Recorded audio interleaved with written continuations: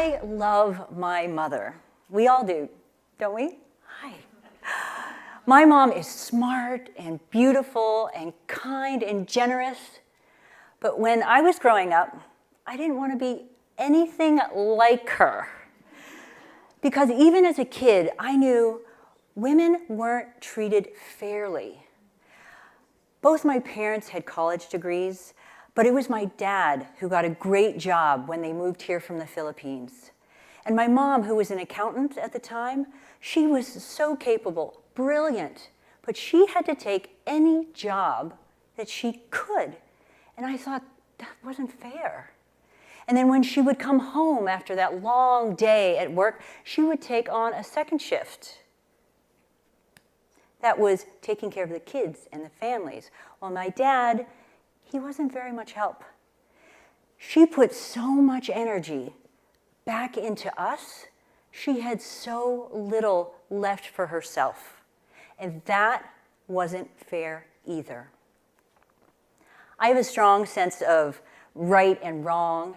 And now that I'm an advocate for women, I want to make sure that my daughter and all girls grow up so that they can be as awesome as my mom, but also they have equal opportunities to thrive.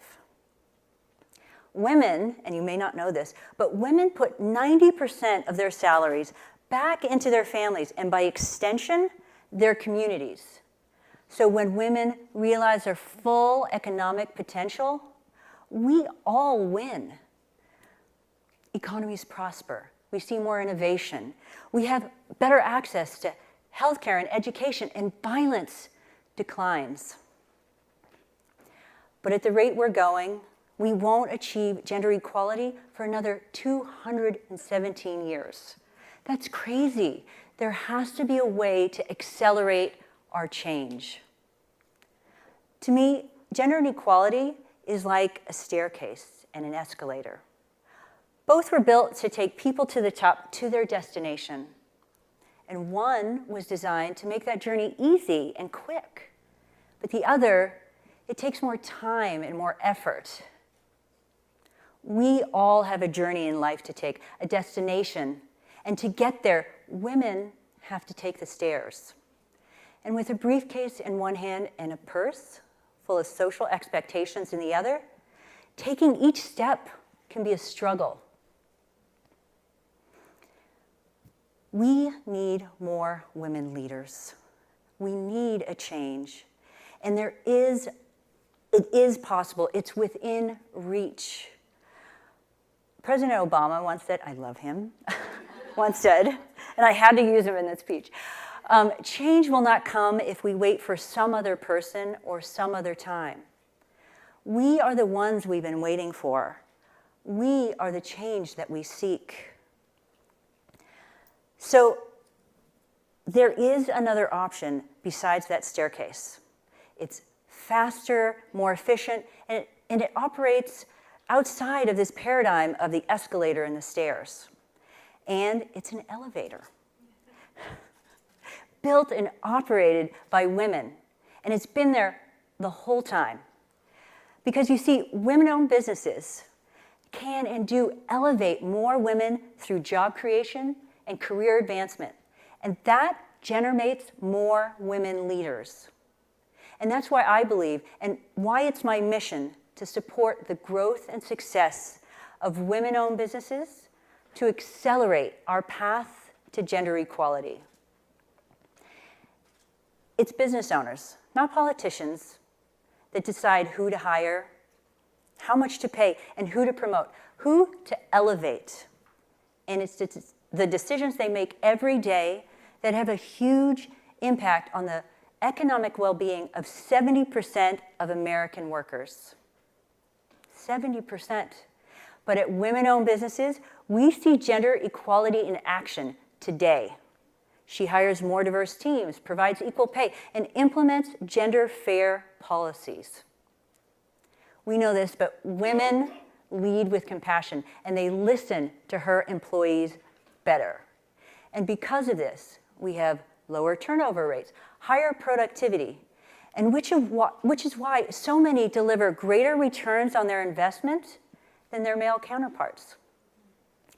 In 2016, I founded a startup called Equalit. It's Equality and Wallet.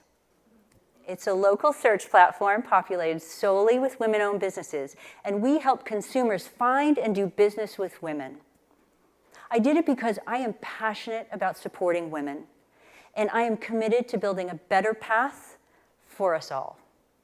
We as consumers, we spent over $130 trillion last year in the US alone.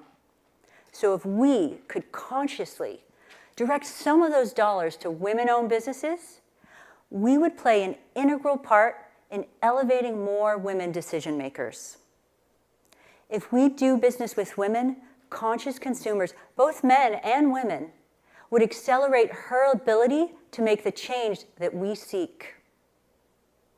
It's time to eradicate gender inequality. It's time to do business with women today and every day. It's what I call everyday activism.